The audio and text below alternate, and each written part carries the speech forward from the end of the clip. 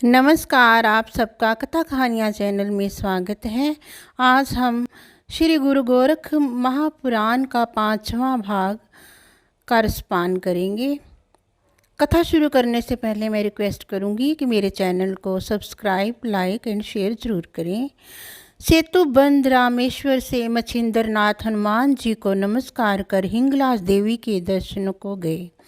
वह ज्वाला देवी भगवती जहाँ दीप्त आदि शक्तियाँ हैं, मच्छिंद्रनाथ जी वहाँ जा पहुँचे। जब मच्छिंद्रनाथ देवी द्वार पर दर्शनों को पहुँचे तो दरवाजे पर मद प्रतापी अष्ट भैरव को खड़े पाया।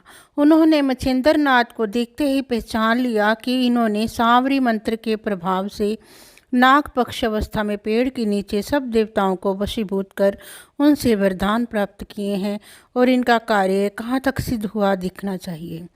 ऐसा विचार भैरव अपना वेश बदल सन्यासी बन दरवाजे पर अड़कर खड़ा हो गया और मच्छिंद्रनाथ से बोला, कहाँ जा रहे हो? मच्छिंद्रनाथ बोले, मेरी इच्छा देवी दर्शन की है, इसलिए मैं दर्शन करने आया हूँ।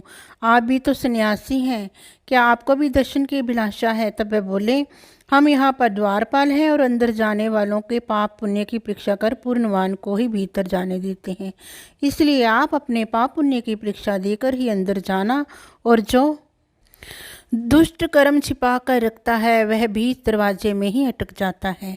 फिर झूठे को झटका देकर हम पीछे खींच लेते हैं और भारी सजा देते हैं। आपने जितने पाप पुण्य किए हों उन्हें बताकर दर्शन करने को अंदर जा सकते हो। मच्छिंद्रनाथ भैरव का भाषण सुनकर बोले, पाप पुण्य का मुझे कुछ नहीं मालूम, और जो पाप पुण्य मुझसे हुए भी वह सब ईश्वर के लिए हुए। मैं पाप पुण्य से कोसों दूर हूँ। इतनी बात सुन अष्ट भैरव बोले, आपने कैसा भी दुष्कर्म किया या नहीं?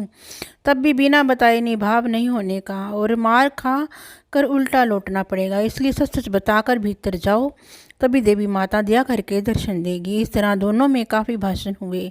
तब मच्छिंद्रनाथ बोले कि मैंने संसार के प्राणियों पर शासन करने के लिए ही जन्म लिया है। मेरे आगे तुम जैसे मच्छर मारों का प्रताप बीता गया है, मैं ऐसा कहना नहीं चाहता हूँ। मच्छिंद्रनाथ की ऐसी बात सुन अष्ट भैरव क्रोध में आपे से बाहर हो तीर तलवार बर्छी भाला अंकुश धनुष गदा ले युद्ध के लिए तैयार हो गया।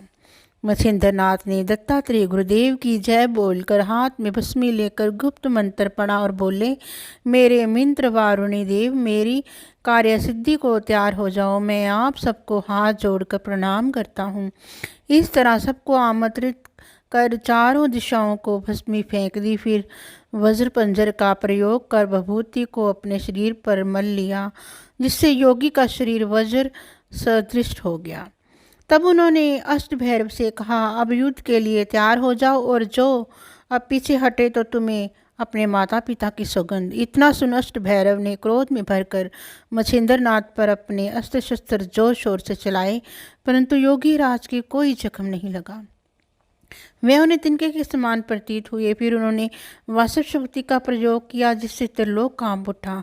तब देवी भगवती ने पता करने के लिए अपनी दासियां भेजी। उन्होंने प्रलय के समान दृश्य देख अस्त्र शस्त्रों का प्रयोग किया, लेकिन मच्छिंद्रनाथ के सम्मुख सब असफल हो गए और मोहिनी अस्त्र को अपने योजना अनुसार प्रयोग किया, जिसने गुप्त रूप से दासियों के शरीर में संचार कर सभी को भ्रम में डाल दिया। फिर दूसरे चमत्कार द्वारा विद्या गौरव वस्त्र का प्रयोग किया। तब सब दासियों ने अपने अपने वस्त्र उतार कर आसमान में उड़ा दी और वे नग्न अवस्था में हो गई। फिर माया अस्त्र का प्रयोग कर हजारों संख्या में पुरुष निर्माण कर उनके सामने खड़े कर दिए और स्मरण अस्त्र के योग से सब दासियों को जागृत किया।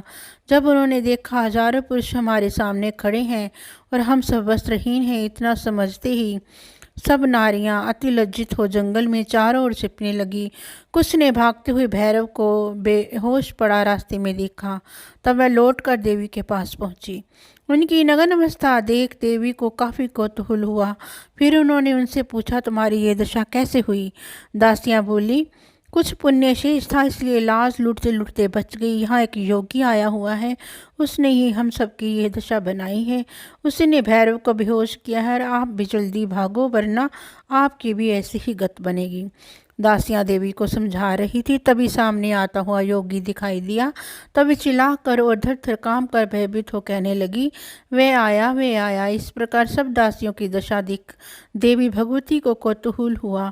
तब उसने अंतर्दृष्टि से देखा, तब उसे ज्ञान हुआ कि कवि नारायण ने ही मछिंद्रनाथ के नाम से ही अवतार लिया है। तब देवी जी ने अपनी दासियों को पहनने के लिए वस्त्र दिए और उनको संग लेकर मछिंद्रनाथ के निकट गई और बेटा कहकर उनके सिर पर अपना हाथ रख प्रेम पूर्वक हृदय से लगा दिया। देवी माता ने अपनी गोदी में योगी को बिठाकर कहा, धन्य है तुम्हारे प्रताप को, अब तुम क्षमा प्रदान कर उसे होश में लाना। तब उन्होंने वाताकृष्ण अस्त्र निकाल लिया। तब वहाँ भैरव आकर गौर से देखने लगा कि देवी मछिंद्रनाथ को अपनी गोद में लिए बैठी है। तब अष्ट भैरव देवी ने मछिंद्रनाथ की तारीफ की और कहा, नाग अश्वत्थ के वट के नीचे सब देवताओं ने प्रसन्न होने आशीर्वाद दे रखा है। अष्ट भैरव की बात सुन देवी ने मछिंद्रनाथ से कहा, बेटा मुझे तुम्हारा प्रक्रम देखने को ख्वाहिश है। मैंने सुना है कि तुम पहाड़ उड़ाकर फिर उसी स्थान पर रख सकते हो। क्या मुझे अपने करामात दिखाओगे? देवी की इस प्रकार की याचना सुनकर वातास्त्र की योजना कर मंत्र पढ़कर भस्मी पर्वत पर फेंकी। तब पहाड़ आकाश में उड़ने लगा। तब देवी ने प्रशंसा कर मछिंद्रनाथ की पीठ थपथपाई और पहाड़ को नीचे उतारने को कहा। तब योगी राज ने वायु अस्त्र का प्रयोग किया और पहाड़ उतर कर अपनी जगह पर आकर जम गया। योगी की करामात देख देवी जी को संतोष हुआ। फिर देवी योगी को अपने स्थान पर ले गई। यहाँ वे 3 दिन रहे और जाते समय देवी प्रसन्न हो स्पर्शास्त्र और भिन्नास्त्र 2 शस्त्र प्रसाद स्वरूप मछिंद्रनाथ योगी को दिए। तब योगी राज ने प्रसन्न होने स्वीकार किया और देवी को नमस्कार कर वहाँ से चल पड़े।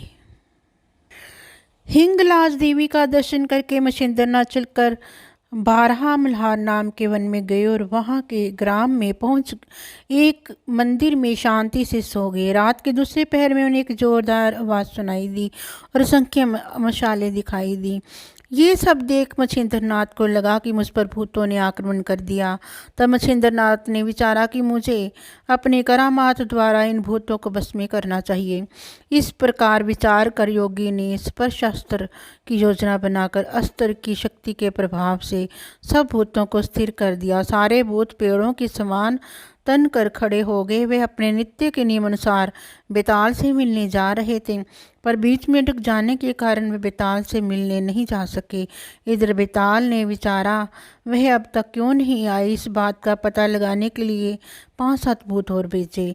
जब वह शर्मा नदी के किनारे पर आए और अपने जाति भाइयों की दुर्दशा देखकर उनसे बातचीत की, तब उन्होंने बताया, यहाँ कोई सिद्ध योगी आ पहुँचा है, ये सब करामात उसी की है।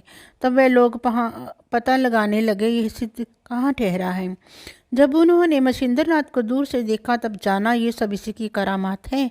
फिर सोच विचार कर वे भूत मछिंद्रनाथ के पास गए और हाथ जोड़कर प्रार्थना की, स्वामी हम भूतों की जाति पतित होती है, इसलिए हमारे साथियों को क्षमा कर इन्हें छोड़ने की दया करें। योगी राज ने पूछा, जब यह भूत यहाँ अटक गए उस समय तुम कहाँ थे और तुम कैसे बच गए? इस पर भूत बोले, जब यह भूत लोग समय पर नहीं पहुँचे तब बेताल ने हमें पता लगाने के लिए यहाँ भेजा है। अब आप इन्हें छोड़ दें जिससे ये बेताल के पास जाकर क्षमा मांगे। मछिंद्रनाथ बोले, मैं इन्हें नहीं छोड़ूंगा, मुझे बेताल की भी बहादुरी देखनी है, मुझे भी तो पता चले वे कितना बहादुर है। मछिंद्रनाथ की बात सुनकर वे भूत बेताल के निकट जा पहुँचे और पैरों पर सिर रखकर बोले कि सिद्ध योगी यहाँ आ पहुँचा है और शर्मा नदी के किनारे सारे भूतों को मंत्र शक्ति द्वारा उसने रोक रखा है और आपके संग भी वैसा ही कर्तव्य करने का उसका विचार मालूम पड़ता है। भूतों की बात सुनकर बेताल ने विश्व भर के भूतों की फौज मंत्र शक्ति द्वारा बुलाई और भूतों की फौज ने आकर बेताल के कदमों में अपने अपने मस्तक रखे। बेताल ने उन्हें सारी हकीकत समझाई और भूतों की अपनी फौज लेकर शर्मा नदी के किनारे अस्त्र शस्त्रों सहित आ पहुंचा। तब भूतों ने अपनी करामात दिखाई भयंकर रूप रखकर तब मछिंद्रनाथ ने भस्मी को आमंत्रित करके अपने पास रख लिया और भूतों की करामात देखने लगे। फिर उन्होंने वज्रास्त्र मंत्र पढ़कर अपने चारों ओर लक्ष्मण रेखा की तरह एक लकीर खींच ली और वज्रा शक्ति अपने मस्तक पर धारण कर ली, जिससे कोई भूत उनके निकट न आ सके। उन भूतों ने पेड़ पहाड़ उखाड़ उखाड़ कर मछिंद्र नाथ पर डालने शुरू कर दिए, पर उनका बाल भी बांका नहीं हुआ। फिर भूतों ने भांति भांति के अस्त्र शस्त्रों का प्रयोग किया, लेकिन सब व्यर्थ साबित हुए। आखिरकार मछिंद्र नाथ को उस पर शस्त्र शस्त्र छोड़कर सब भूतों को जहाँ का तहाँ ही स्थिर कर दिया।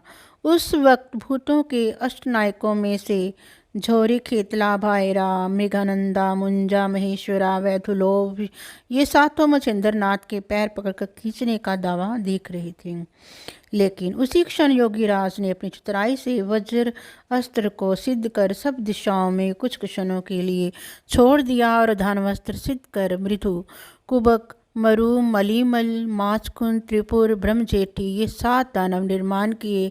उन सातों को का भूत नायकों से युद्ध शुरू हुआ। युद्ध तो 12 घंटे तक चला, पर दानवों ने उनको खोखला कर दिया और हार कर रुपेश हो गए। मछिंद्र नाथ ने वास्तव शक्ति छोड़कर बेताल को भी मूर्छित कर लिया।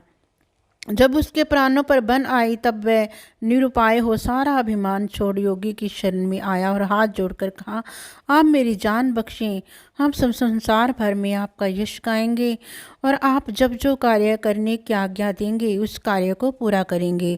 जिस प्रकार यम के पास यमदूत रहते हैं और भगवान विष्णु के पास विष्णुदूत, अगर हम वचन भंग करेंगे तो अपने पुरखों के नरक कुंड में भेजने के पाप करेंगे। बेताल की ऐसी प्रार्थना सुनकर मछिंद्र नाथ बोले कि सांवरी मंत्र विद्या पर मेरा अधिकार है, इसलिए जो मंत्र जिस तरह का है उसी तरह से जपने वालों की आज्ञा पर कार्य करोगे। सिद्धि होने पर मंत्र जपने वालों की सहायता करोगे, उसी तरह मंत्र जपने वालों का मंत्र सिद्ध होना चाहिए। मछिंद्र नाथ की बात सब भूतों ने खुशी खुशी मान ली। उसी तरह उनका भक्ष कौन सा है ये उन्हें भली भांति समझाया और मंत्रों की सिद्धता का वक्त ग्रहण करने के समय का बताया।